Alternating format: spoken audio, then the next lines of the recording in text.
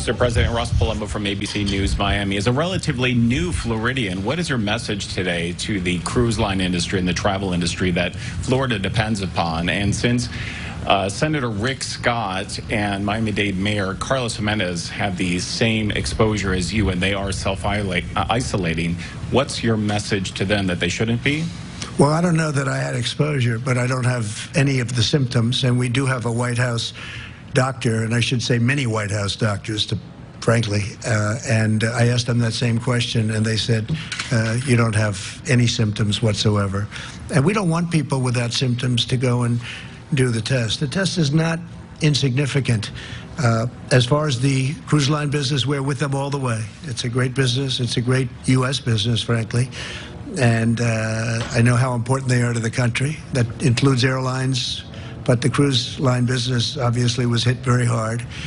We had a tremendous success out in Oakland where we moved it. Vice President Pence did a fantastic job with that. We worked with UK, we worked with Canada. They took their people back. In Canada, there's approximately 600 people. UK likewise took a large number of people back to the United Kingdom. And we have people quarantined. It was a big operation, and it worked out really, you don't hear about it anymore. It worked out really well. Mike, you may even want to say something about that, because that was really done properly.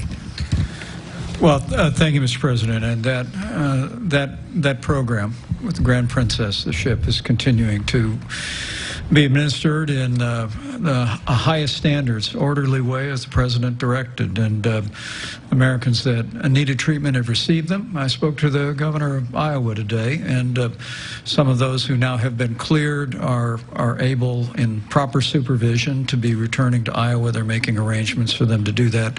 Others in Texas, others in Georgia. Again, it's another example of the extraordinary cooperation. Governor Abbott, Governor Gavin Newsom, Governor Brian Kemp of Georgia. But to add to that, the President directed me last Saturday to travel down to Miami. We met with all the leaders of the cruise line industry. Several cruise lines have announced a 60-day pause in operations. Our Department of Homeland Security has praised them for doing that because of the unique health challenges, particularly presented to seniors with underlying conditions. We have a proposal from the cruise line industry, but they're currently considering what other steps that they might take, perhaps even similar to what those other lines have taken.